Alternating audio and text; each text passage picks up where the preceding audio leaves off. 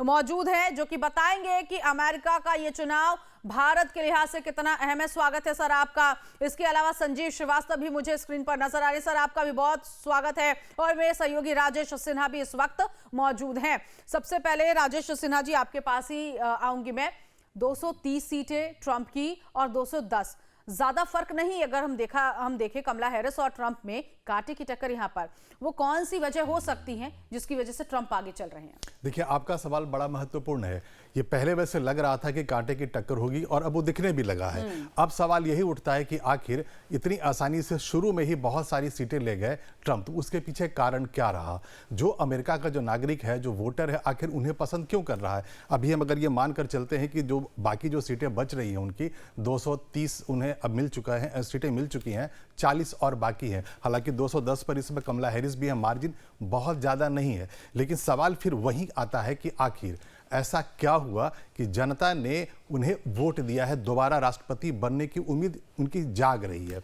तो कुछ ऐसे मुद्दे हैं, जैसे मैं आपको बता रहा हूं, उनके ऊपर हमला हुआ था। और हमला कहां हुआ था? पेनिसिल्वेनिया में हुआ था, जो कि वहां पर डेमोक्रेट्स का जो गढ़ है वहां हुआ था। तो आप ऐसे जगहों पे जहां पे अपोजिशन के जो लीडर्स हैं या दूसरे पार्टी के हैं, मान लीजिए रिपब्लिकन के नहीं, वहां पे डेमोक्रेट्स के वोटर्स ज्यादा हैं, वहां पर अगर आप पे हमला होता है तो आपको सिंपैथी वोट्स मिलते हैं। तो एक कारण तो ये रहा कि चूंकि अच्छा, उनके सुबह जब मैं बता रही थी अपने दर्शकों को तो खबर ये थी कि पेंसिल्वेनिया में कमला हैरिस आगे चल रही है। जी हाँ, अब ट्रंप आगे हो चुके हैं। वो उनका गढ़ है, वो डेमोक्रेट्स का गढ़ है। लेकिन वहां पर अगर ट्रंप आगे चल रहे हैं तो आपको एनालाइज करना पड़ेगा क्यों है। तो एक तो हुआ कि उन पर हमला हुआ था, ठीक कान के पास से गोली उनको छू कर निकल गई थी, तो एक तो वजह तो है ही। दूसरा क्या है कि उनकी जो आइडियोलॉजी है वो ये कहते हैं कि अमेरिका फर्स्ट होना चाहिए। जो उनका पिछला प्रेसिडेंसी था उसमें भी उन्होंने यही कहा था कि अमेरिका और पैसे बर्बाद नहीं करेगा दुनिया भर के देशों की लड़ाई के लिए। अमेरिका हमेशा नेटो के कंट्रीज के साथ में होता है। लेकिन वो ऐसे प्रेसिडेंसी वाले थे, ऐसे राष्ट्रपति थे जिन्होंने नेटो वालों को साफ ये कह दिया था उन्होंने कि आप जो आपने प्रॉमिस किया है पैसे देने के लिए नेटो के देशों की लड़ाई में, नेटो होता यह है कि जो नेटो के देश हैं उनको अपनी जीडीपी का 2% देना पड़ता है वो नेटो में जो भी खर्च होता है उसके लिए। तो इन्होंने साफ तौर पे कह दिया था कि अमेरिका अपने पैसे नहीं खर्च करेगा, आपको देना पड़ेगा आपके पैसे। तो इस बार भी जब वो कैंपेन कर रहे थे, कैनवैसिंग कर रहे थे, तो बार बार यही कह रहे थे कि हम पिछली बार की तरह अमेरिका फर्स्ट करेंगे। ठीक है संजीव जी, आपको क्या लगता है अगर ट्रंप जीतते हैं तो नाटो का क्या हाल होगा, जिस तरह से राजेश सिन्हा जी ने बताया?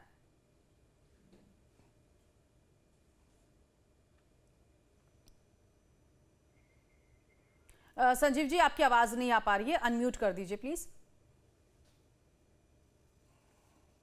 देखिए, नेटो एक बेहद महत्वपूर्ण मिलिट्री अलायंस है और ये अमेरिका के लिए बेहद महत्वपूर्ण है। राष्ट्रपति ट्रंप भी इसकी महत्ता को जानते हैं।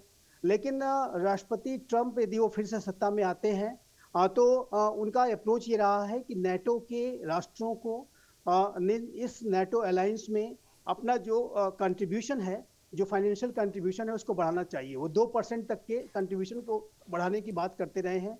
और जाहिर है कि डोनाल्ड ट्रंप का जो अप्रोच होता है वो अमेरिका फर्स्ट के अप्रोच को के नीति को ध्यान में रख के वो चलते हैं। ट्रांजैक्शनल है, वो कॉस्ट बेनिफिट एनालिसिस के आधार पर अपने फॉरेन पॉलिसी और डिफेंस पॉलिसी के भी निर्णय लेते हैं। और ऐसे में वो ये चाहते हैं कि नेटो का जो अलायंस का जो एक फाइनेंशियल जो उसकी आवश्यकताएं हैं उसको नेटो के अन्य देशों को भी अपना उसकी जिम्मेदारी अधिक से अधिक लेनी चाहिए। और इसी वजह से वो नेटो के सदस्यों को इस बात के लिए लगातार प्रेरित करते रहे कि वो अधिक से अधिक अपना कंट्रीब्यूशन, फाइनेंशियल कंट्रीब्यूशन करें, अपने शेयर को बढ़ाएं। तो ये मेरा ऐसा मानना है कि नेटो का जो भविष्य है वो तो लगातार अच्छा है, उज्जवल है। और नेटो का अब विस्तार भी हो गया है, स्वीडन और फिनलैंड उसके सदस्य बन गए हैं और नेटो लगातार अपनी शक्ति और क्षमता को बढ़ा रहा है।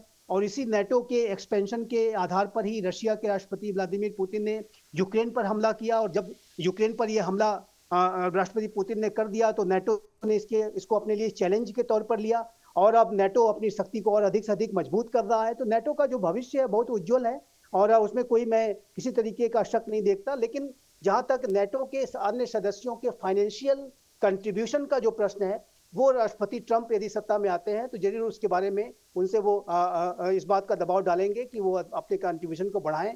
लेकिन नेटो के जो भविष्य है, उसका जो ट्रांस अटलांटिक नेचर है, उसकी महत्ता को राष्ट्रपति ट्रंप भी समझेंगे और मेरा ऐसा मानना है कि इस संगठन का जो भविष्य है वो आगे भी बहुत अच्छा और बेहतर बनता जाएगा। और इसका और जाहिर है कि रशिया को जवाब देने के लिए भी आज नाटो अपने आप को सशक्त और मजबूत बना रहा है। ठीक है, मैं आती हूं, लेकिन इस बीच एक बड़ी खबर अपने दर्शकों को बता देते हैं कि स्विंग स्टेट जॉर्जिया में ट्रंप की जीत हुई है। इस वक्त ये बड़ी जानकारी मिल रही है कि एक और स्विंग स्टेट पर ट्रंप का कब्जा, और सीएनएन ने जॉर्जिया में ट्रंप को विजेता बताया है। ट्रंप के पास अब 242 इलेक्टोरल वोट आ चुका है, यानी कि अब देखिए एक और बढ़त जो है वो इस वक्त ट्रंप को मिलती दिख रही है। सीएनएन ने जॉर्जिया में ट्रंप को विजेता बता दिया है, और इससे पहले अमेरिका में जो सर्वे किया गया था उन सर्वे के मुताबिक भी कहा जा रहा था कि ट्रंप उन सर्वे में आगे बताए जा रहे थे। आकाश जिंदल हमारे साथ बने हुए हैं। आकाश जिंदल जी, कैसे देखते हैं अमेरिका का राष्ट्रपति चुनाव और भारत पर कितना असर होगा इस चुनाव का? I think there's a clarification which I need to give. Lot of channels are asking me that we are getting to know that American president may have sanctions against India, or maybe, or no, if not sanctions, there may be more taxes on Indian imports. Let me tell viewers, मेरा ये मानना है clearly, दोनों में से कोई भी president बनता है इस समय इंडिया से जो हम एक्सपोर्ट कर रहे हैं, what we are exporting from India, primarily IT and other things, कोई भी प्रेसिडेंट आ जाता है वो उसके ऊपर नई ड्यूटीज या टैक्सेस इंपोज नहीं करेगा।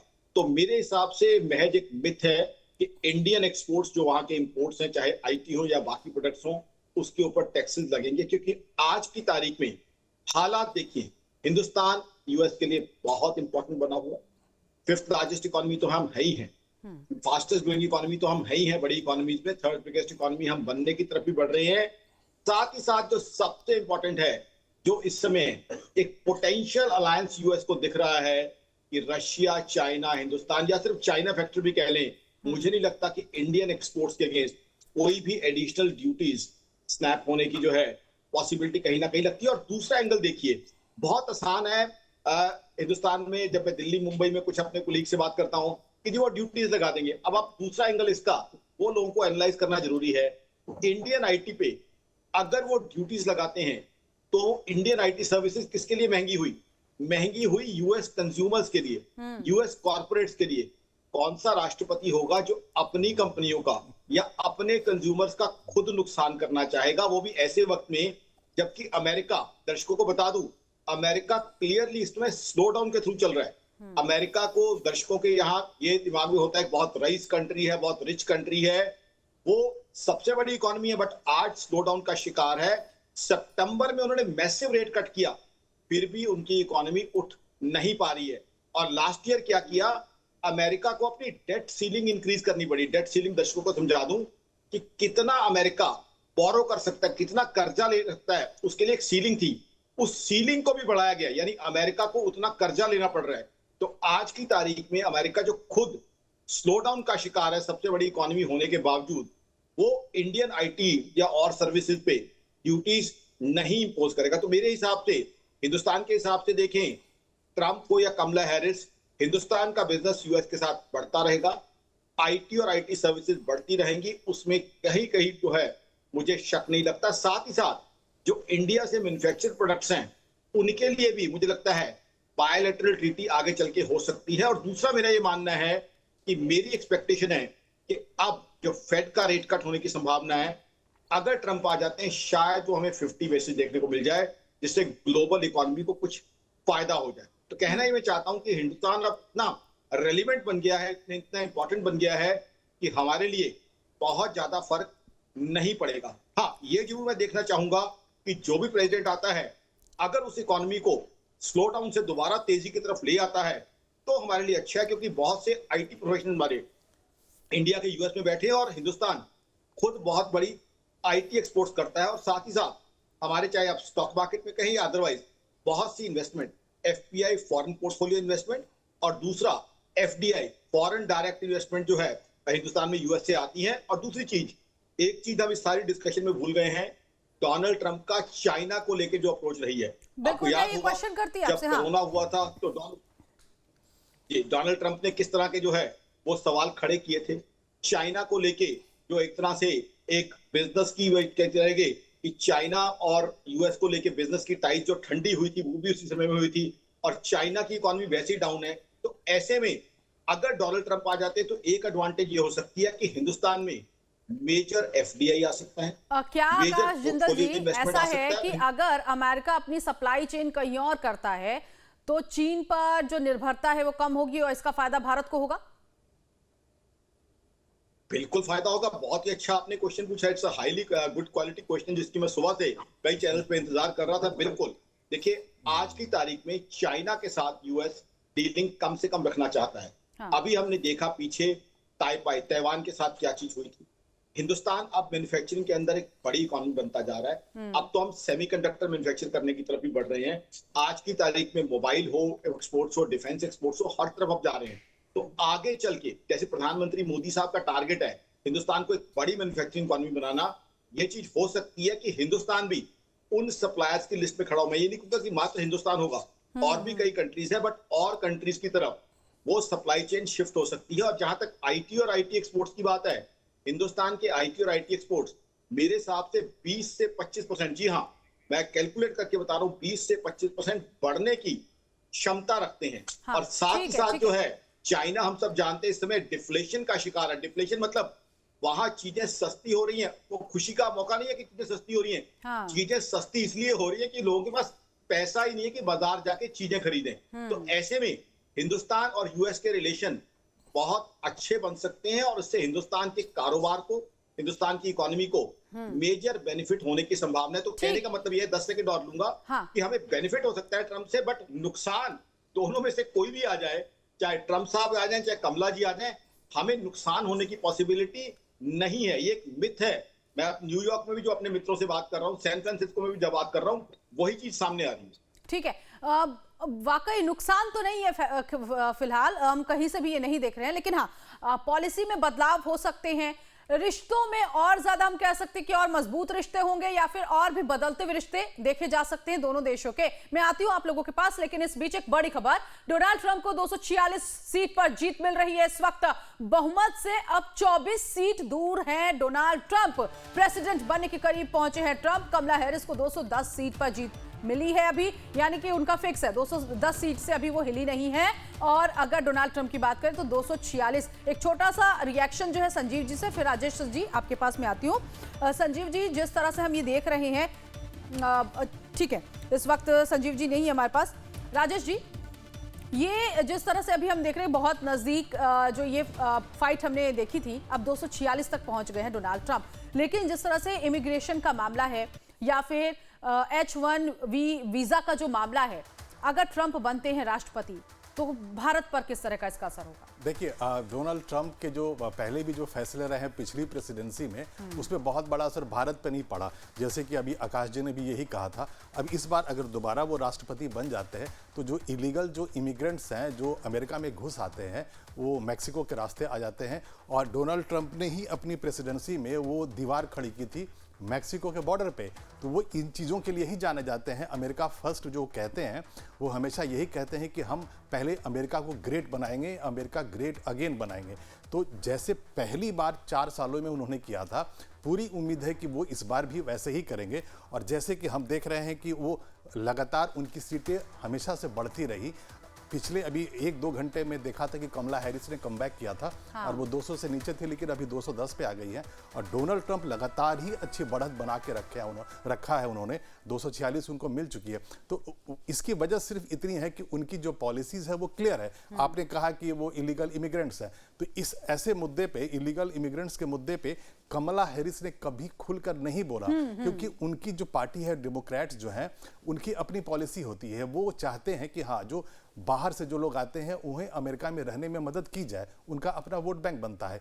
लेकिन चूंकि ये कहते हैं कि नहीं, हम अमेरिकन ही हम अपने बारे में पहले सोचेंगे, इनका साफ कहना है, डोनाल्ड ट्रंप का कहना है कि जो बाहर से आ जाते हैं, चाहे वो इलीगल आ जाएं चाहे वो लीगल आ जाते हैं, लेकिन उससे क्या होता है, जो लोकल अमेरिकन्स हैं उनसे अपॉर्चुनिटीज छिन जाती है। तो इनका कहना है कि नहीं, अमेरिका अमेरिकन का होना चाहिए। तो इसीलिए जो इनको अगर जो फायदा होने वाला है या दोबारा राष्ट्रपति वो बन रहे हैं, तो उसके सबसे पीछे की जो वजह होगी, ये बड़ी वजह होगी उनकी सोच यही वाली अमेरिका फर्स्ट की।